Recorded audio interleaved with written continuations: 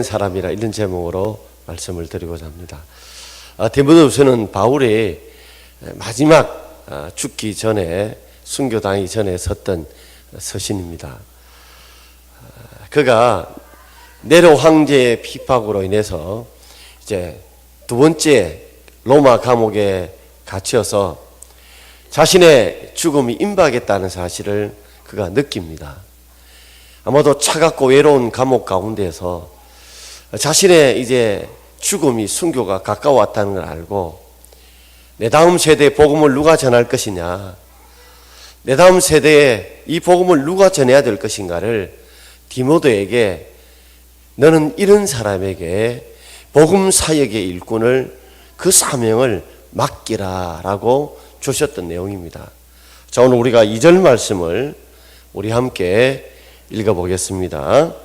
또 내가 많은 정인 앞에서 내게 들은 바를 충성된 사람들에게 부탁하라. 그들이 또 다른 사람들을 가르칠 수 있으리라. 다른 사람들에게 가르치는데 기술도 중요하고, 그죠? 능력도 중요하지만 바울은 기술보다 능력보다 더 중요한 것은 그 사람의 충성됨, 그 충성됨이 더 중요하다. 과연 어떤 사람에게 이 복음 사역을 맡길 것인가, 어떤 사람에게 이 사명을 부탁할 것인가. 그럴 때 바울아, 그 사람의 능력도 중요하고 그 사람의 가진 자질, 그 사람의 가진 여러 가지 기술도 중요하겠지만 더 중요한 것이 있다면 그 사람이 충성된지 안 됐는지 그걸 먼저 봐라. 그리고 그 충성된 사람에게 그 가르침의 사명, 복음 전파의 사명, 복음을 전해주는 가르치는 사명을 맡기라 라고 바울은 디모데에게 알려준 겁니다. 그래서 교회는 어쩌면 능력도 그 사람이 가진 기술도 더 중요한 것은 그 사람이 얼마나 충성되느냐, 충성되지 않느냐, 그것이 가장 중요한 일꾼의 식별의 기준이 된다고 생각할 수가 있습니다. 자, 오늘 여기에 세 가지 비유가 나와요. 충성된 사람을 비유하면서 첫 번째는 군사에 대한 비유가 나오고, 두 번째는 경계하는 자의 비유가 나오고, 세 번째는 농부의 비유가 나와요. 하나같이 핵심은 이런 자들이 충성된 자다, 이렇게 충성해야 된다는 것을 각기 다른 측면에서 언급을 하고 있습니다. 그래서 충성은 바로 이런 면에서는 이런 부분, 저런 면에서는 저런 부분에 되어지는 그런 충성의 부분을 각각 다르게 충성의 측면을 언급하고 있습니다. 라틴어에서 충성이라는 말은 양초가 없다, 이 말로 합성된 말이 바로 충성입니다. 없다 더하기 양초. 왜냐하면 과거 이 중세 때는 이 집을 갖다가 대리석으로 지은 집들이 많은데, 대리석들이 종종 하다 보면 끝이나 또는 중간에 홈이 생기잖아요. 그러면 물건으로 하자지요. 집이 하자가 생기니까 지금처럼 우리가 이 기술이 좋아서 그걸 다 깎아서 탁탁 붙이면 좋지만, 이 대리석이라는 게 집 색깔마다 다르고 시간이 지나면 좀 달라지잖아요. 그러니까 그들이 집을 팔아먹고 싶을 때 어떻게 했냐면 양초를 녹여서 그 아주 대리석이 비슷하게 만들어서 거기에다가 싹 이렇게 덮어버린다는 거죠. 그러면 좀 멀리서 보면 전혀 표시가 안 난대요. 그러다가 나중에 해가 쨍쨍 좀 내리쬐어서 더워지게 되면 양초가 녹잖아요. 그러면 이야, 이거 집이 흠이 있었구나, 구멍이 났구나, 뭐 깨어진 것을 속여 팔았구나, 이래서 종종 다툼이 생긴다고 그래요. 그래서 라틴어에서는 그 집에 양초가 없다, 그걸 충성이라고 표현하는 거죠. 바꿔 말하자면 이게 뭐냐면 그 속이, 안과 속이 틀리지 않는 진실한, 그것이 충성이다. 그래서 페이스북을 할 때 우리가 충성스러운 말도 되지만, 그죠? 그런 진실한 그런 의미를 가지고 있습니다. 그러니까 충성된 사람들은 가장 중요한 것이 뭐냐면 안과 밖이 같아야 돼요. 여러분, 뇌물하고 선물이 다른 점이 뭐라고 말씀을 제가 드렸죠. 뇌물은 뇌에 물을 차게 만들어서, 그죠? 머리를 정상적으로 만들지 못하는 거예요. 그래서 내가 무엇을 그에게 베풀어 주어서 그로 하여금 정상적인 판단을 못하도록, 그래서 정상적인 판단을 못해서 그로 하여금 뭔가를 규칙이 없이 뭔가 베푸게 만들 때, 그거는 선물이 아니고 뭐예요? 뇌물이죠. 선물은 정말 그것이 기쁘고 즐겁고 감사해서 어떤 대가를 바라지 않고 하는 것은 선물이란다면, 무언가를 대가로 바란다면 그 뇌물이 될 수 있는 겁니다. 자, 오늘 우리는 세 가지 비유가 나오는데, 이 세 가지 비유를 통해서 우리가 한번 충성된 자의 모습들을 한번 돌아보면서, 우리가 오늘 영화부 유튜브에 특송을 했지만 우리가 하나님 앞에 일꾼으로 우리가 섬기면서 정말 내가 충성된 사람으로서 어떤 점을 내가 키워해 나가고 발전시켜 나가야 되는 것을 생각해 보는 시간 되기를 바랍니다. 자, 첫 번째는 좋은 군사처럼 충성해야 됩니다. 오늘 이 부분은 우선순위에 대한 부분을 이야기하고 있어요. 자, 우리 4절 말씀 함께 읽겠습니다. 병사로 복무하는 자는 자기 생활에 얽매이는 자가 하나도 없나니 이는 병사로 모집한 자를 기쁘게 하려 함이라. 자, 군사, 병사는 병사를 모집한 자를 기쁘게 해야 된다. 그것이 오늘 우리 좋은 군사의 가장 중요한 핵심 포인트라는 겁니다. 나를 병사로 모집한 사람, 우리 지금으로 말하면 나를 직장에서 나를 픽업한 사람, 나를 고용한 사람, 그 사람을 기쁘게 하는 것, 그것이 좋은 군사, 좋은 일꾼의 가장 중요한 포인트라는 거예요. 그러려면 뭐와 충돌이 생깁니까? 자기 생활에 얽매인 것, 충돌이 생길 수 있어요.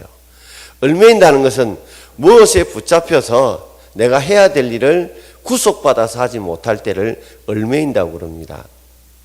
종종 개가 개줄에 묶여 있으면 막 달려가고 싶어도 개줄에 묶인 거리만큼 움직일 수 있지 그 이상 반경은 움직이지 못하죠. 왜? 개줄에 얽매 있기 때문에.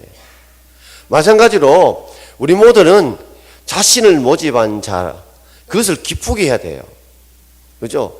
예를 들어 회사 같으면 회사에서 고용한 사장을 우리가 밑에 있는 사람이 최선을 다해서, 그죠?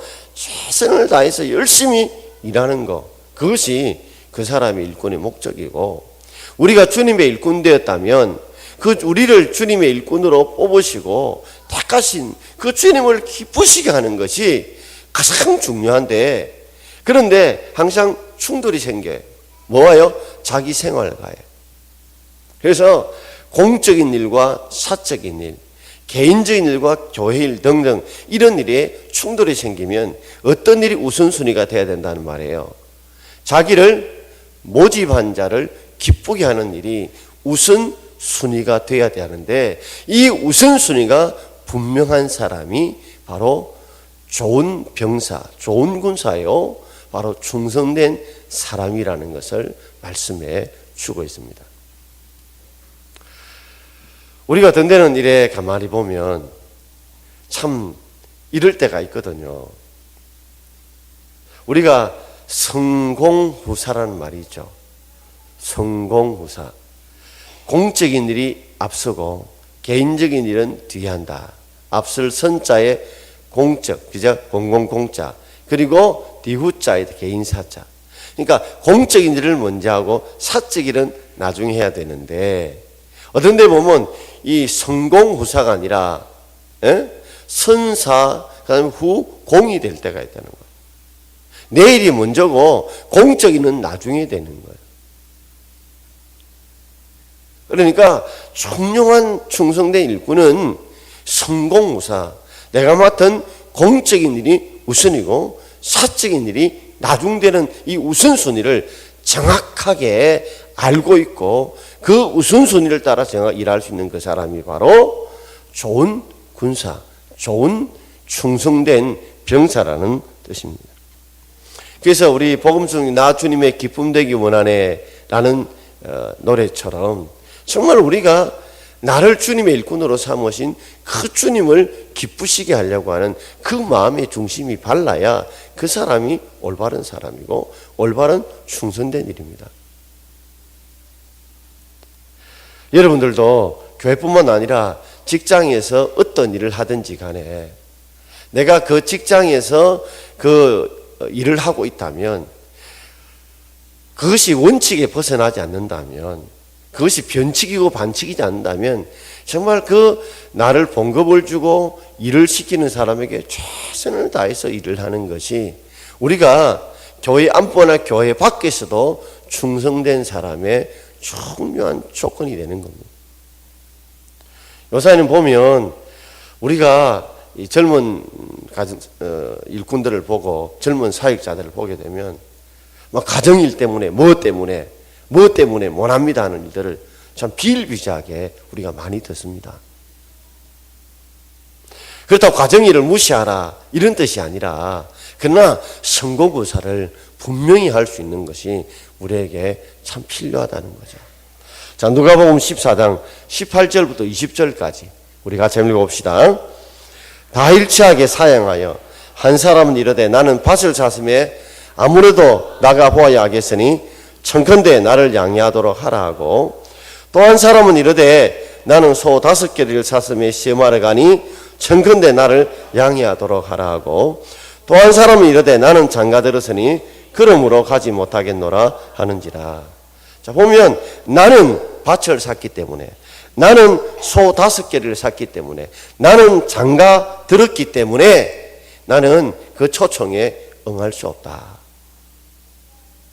나는 내가 무엇이기 때문에 내가 무슨 조건이기 때문에 내 지금 형편이 이렇기 때문에 나는 그래서 나는 할 수 없다. 그렇다면 그 사람은 충성된 사람이 될 수가 없다는 거죠. 무디 목사님 교회에 한 젊은 청년이 있었습니다. 그래서 청년 보고 예배 시간에 왜 자주 빠지느냐, 왜 결석을 하느냐, 왜 지각을 하느냐, 왜 봉사를 하지 않느냐 하니까 그 젊은 청년이 하는 말이 목사님 지금 먹고 사는 것도 너무 빡빡하고 급합니다. 내 하는 일도 급합니다. 그러니까 내가 좀 돈 벌여놓고 내가 좀 여유가 있거든. 내가 그때 가서 열심히 교회도 섬기고 하나도 섬기겠습니다. 그러자 무디 목사님이 참 재치가 있어요. 그 목사님이 그 청년에게 하루를 만났을 때 꽃은 꽃인데 아주 시든 꽃 있죠. 시든 꽃 하는 송이를 떡 선물로 줬어요. 그 청년이 기분이 나쁘잖아요. 아니 같은 꽃이 아니고 시든 꽃을 줬으니까 좀 청년이 화가 난 거예요. 아니 목사님 왜 싱싱한 꽃도 아니고 시들어 빠진 꽃을 주느냐고 하니까 그 목사님이 하시는 말씀이 너도 시든 꽃이 싫지? 저도 싫어요. 하나님도 싫을 거야.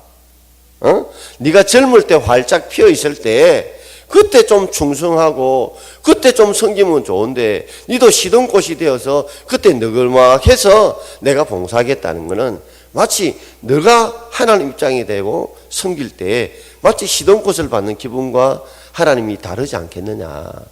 그런 말씀을 듣고 청년이 깨우쳤다는 겁니다. 여러분 케네디가 대통령이 말했듯이 가장 늦은 때가 가장 빠를 때입니다. 우리가 깨달았으면 깨달을 때에 그때에 그죠? 그때가 그죠? 제일 빠른 때예요. 모세는 80에 부름받았지만 누구보다도 하나님 앞에 아름답고 귀하게 쓰임 받았어요.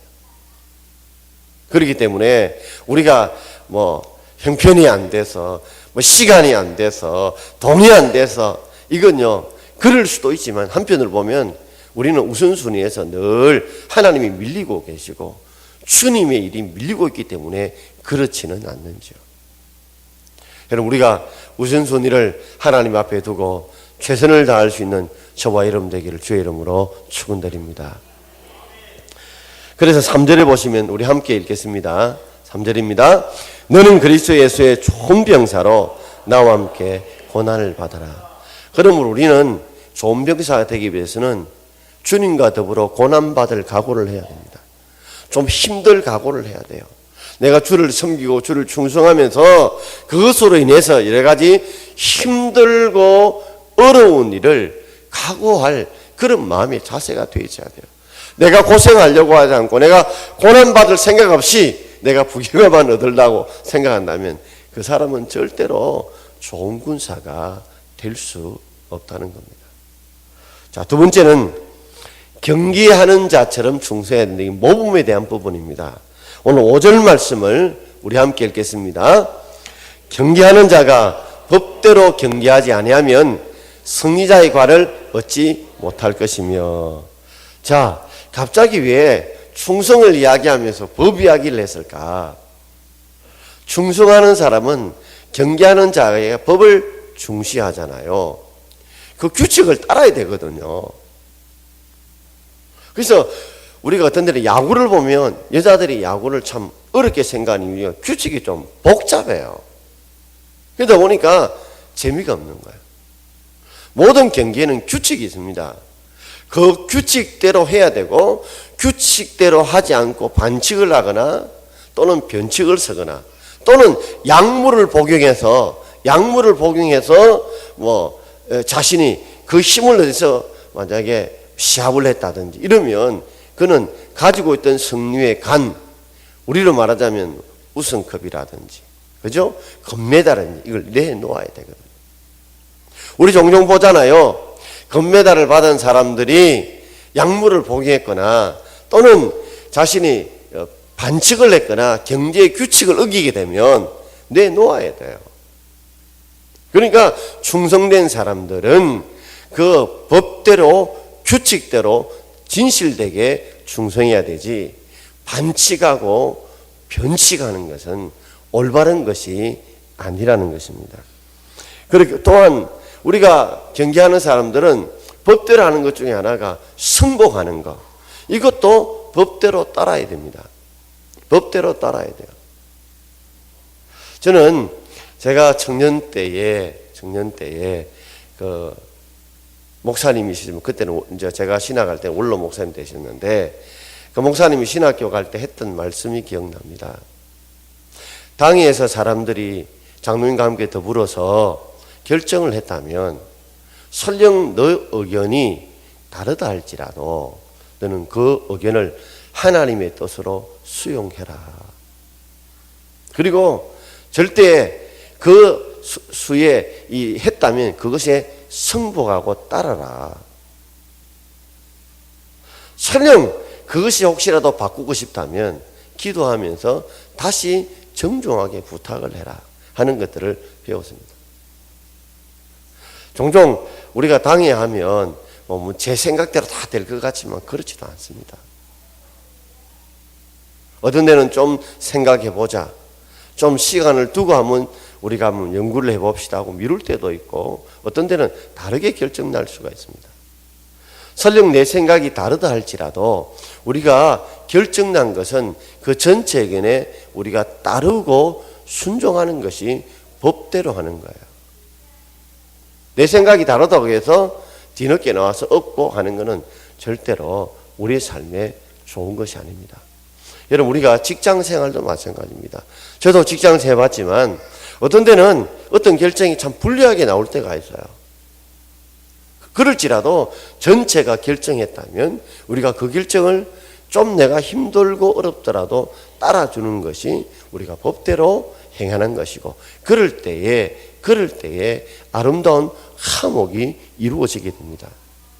특히 우리는 지금 2층에 방들이 몇 개 없어요. 속으로 갈 방들이. 모두가 다 2층에 그 방들을 좀 가까우니까 편하니까 그곳에 다 하고 싶어 합니다. 그러나 어떤 데는 그 방에 또 있지 못할 때 등등 어려움이 있을 때 당에서 결정을 할 때는 우리가 좀 힘들지만 그걸 수용하고 받아들여 주는 것이 그죠? 그것이 법대로 경계하는 룰이라는 겁니다. 아전인수라는 말 아시죠? 나자, 밭전자에, 끓인 자, 물수자에 내 밭이 물을 끓인 것처럼 그죠? 내 편리한 대로, 내 식대로, 내 방법대로, 내 논리대로 우리가 하는 것은 결코 옳은 것이 아니라는 겁니다. 그래서 우리가 코에 걸면 뭐요? 귀에 걸면 코걸이 귀걸이가 따로 있는 게 아니고 코에 걸면 코걸이 되고 귀에 걸면 귀걸이가 되는 겁니다. 그렇기 때문에 사람들이 이렇게 붙이면 이렇게 되고 저렇게 되면 저렇게 될 수가 있어요. 그렇기 때문에 항상 우리가 항상 자기 식대로보다는 전체 교회에서 결정 나면 수용하고 받아들여야 됩니다. 어떤 데 우리가 중직 선거를 하게 되게 되면 참 어떤 데는 우리가 볼 때 저 사람은 꼭 돼야 되는데 또 저 사람은 좀 안 돼야 되는데 될 때가 있습니다. 그러면 그것 때문에 시험을 참 많이 들어요. 그러나 여러분 겸허하게 내가 안 됐으면 더 하나님 앞에 기도하라는 거 하고 겸허하게 받아들이고 수용을 해야 돼요. 그리고 설령되면 참 부족하지만 하나님이 나를 이렇게 쓰기 위해서 나를 택했구나 하고 또 수용할 줄도 알아야 합니다. 저는 지금도 기억나는 게 어느 한 교회에 이제 위임 투표가 있었습니다. 그런데 투표를 탁 했는데 그 목사님 연세가 좀 많으셨어요. 그럼 60이 다 됐는데 위임 투표를 하는데 딱 3분의 2에서 한 표가 맞으라는 거예요. 3분의 2에서 한 표가 맞아요. 그러니까 목사 위임이나 장로, 안수집사, 권사는 무조건 이 투표하는 수의 3분의 2가 돼야 됩니다. 딱 3분의 2가 나왔는데 딱 한 표가 문제예요. 한 표를 어쨌냐면 요렇게 해놨어요. 누가? 세모표로 해놓은 거예요. 세모표로. 그러니까 이 앞에 사회를 보시는 목사님이 이 한 표를 어떻게 해석할까 했더니 이렇게 해석을 했대요. 꽃표는 아니다 이 사람이. 그죠? 세모표니까 꽃표는 아니다. 그리고 0표를 그리려는데 이 손이 잘 안 움직여가지고 이 세모가 됐다. 그래서 3분의 2가 통과됐다고 선포를 하고 위임이 되었다고 선포를 했어요. 근데 그쪽에서 젊은 사람들이 집사님들이 중심이 돼서 세모표하고 0표가 왜 다르냐 말이야. 그리고 거기에 청원을 내게 돼요. 그리고 목사님이 그 의견을 수용해서 그 세모표라고 생각하고 결국 그분이 위임을 받지 못하고 선교사로 떠나게 되었습니다. 참 그걸 보면서 목사님께서 그것을 교회 평화를 위해서 교회 합평을 위해서 과감하게 결단을 내리신 그 모습이 참 귀하다. 여러분 우리가 생각해 볼 수 있잖아요. 꽃표는 아니다 말이죠. 그잖아요. 근데 이게 아마 공표 그리려다가 세모표 그릴 확률이 많은데 누가 그 사람 이게 세모표지 이게 0표냐 말이야. 이렇게 하니까 교회에 분란과 생겨서 서로의 다툼이 생기니까 화평을 위해서 결국에는 그걸 수용하고 목사님께서 선교사로 가게 되었습니다. 참 그걸 보면서 쉽지 않는 결단이지만 그 법을 따랐던 그런 모습에 참 존경심을 가지게 되어집니다. 우리 충성된 사람들은 설령 이 결정이 내한테 좀 손해가 되고 어려움이 온다 할지라도 그를 수용하고 받아들일 수 있는 저와 여러분 되길 바랍니다.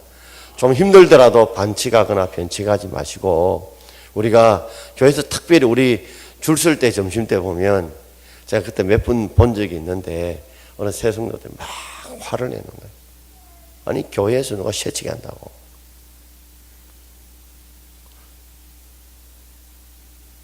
그래서 그것이 굉장히 시험거리가 된대요. 좀 힘들지만 우리가 질서를 잘 지키고 그렇게 했으면 좋겠습니다. 자, 세 번째는 농부처럼 충성해야 됩니다. 이거는 희생인데요. 자, 우리 6절 말씀 함께 읽겠습니다. 수고하는 농부가 곡식을 먼저 받는 것이 마땅하니라 그랬습니다. 자, 촌병사처럼 우선순위가 분명해야 되고, 그죠? 그리고 경계하는 사람처럼 법을 잘 지킬 수 있어야 되고, 세 번째, 수고하는 농부처럼 그렇게 우리가 헌신을 해야 된다. 농부는 수고해야 됩니다. 절대 열매를 얻기 위해 저절로 되는 것은 없어요. 씨를 심고 물을 주며 다듬고 챙기고 거름 주고 잡초 뽑고 이런 수고하는 농부들, 그런 희생을 통해서, 그죠? 희생을 통해서 열매를 거두게 되는 것입니다. 자, 충성은 희생이 필요해요. 수고가 필요합니다. 그런데 충성하는 자에게는 곡식을 먼저 받는 축복도 하나님이 주신다는 겁니다. 수고하는 농부가 곡식을 먼저 받는 것이 마땅하다. 그가 수고의 대가를 얻는 게, 수고의 보상을 받는 것이 마땅하다, 옳다는 거죠. 그러니 우리가 수고하지만 그 수고에 대한 열매, 대가를 하나님이 주신다는 말이에요. 희생의 대가를 주신다는 거죠. 콩 심은 데 뭐요? 콩 나고, 파 심은 데 팥 납니다. 콩 안 심으면 콩 못 거두고, 팥 안 심으면 팥 못 거둬요. 그리고 콩 심은 데 팥 거둘 수 없어요. 팥이 더 비싸잖아요. 심은 대로 거둔다는 거예요. 적게 심으면 적게 거두고, 많이 심으면 많이 거둬요. 많이 희생하면 많이 얻게 되는 거고, 적게 희생하면 적게 얻게 되는 거예요. 제가 목회를 해보면서 정말 철저하게 그런 것들을 많이 느낍니다. 부흥이 그냥 일어나는 게 아니에요. 사람의 변화가 그냥 일어나는 게 아니에요. 얼마만큼 내가 수고하며 애쓰는 것에 따라서 달라질 수 있다는 말이에요. 영국에 코벤트리라고 하는 그 지역이 있는데, 거기에 영국 지금 코벤트리 그 대성당 앞에 말 위에 한 여인의 이 말 타는 모습이 새겨진 동상이 있습니다. 그 동상의 여자 이름은 고다이바라는 여자인데, 이 지금 영국 코벤트리 대성당 앞에 이 고다이바 여자의 이 말 탄 동상이 거기에 있어요. 그 동상의 배경을 보게 되면 자기의 남편이 공작이었어요. 그러니까 땅을 많이 가지고 있었어요. 그러니까 그 땅에다가 많은 농부들에게 소작농을 시킨 거예요. 자기 땅을 그렇게 농사를 짓게 되면 그 가운데 뭐 50%는 50%, 30%는 30% 주고 나머지는 소작한 사람이 먹는 거예요. 가지는 거예요. 그런데 갑작스럽게 이 백작이 좀 심수를 부려서 세금을 많이 때린 거예요. 평소보다 소작률을 높인 거예요. 그래서 백작 부인이 이 고다이바가 그렇게 하면 안 된다. 백성이 지금 많이 힘들고 그러는데 백성들에게 이렇게 많은 더 세금을 많이 받으면, 소작료를 많이 받으면 백성이 살기 힘든다 하니까 이 젊은 백장이 객기를 부린 거예요. 네가 그렇게 농부를 사랑하느냐? 백성을 사랑하느냐? 그럼 네 사랑을 한번 보여봐라 하면서 네가 완전 온몸을 발가벗고 벌거숭이 된 채로 말을 타고 이 마을을 다 돌면 내가 소작료를 면제해 주겠다는 거예요.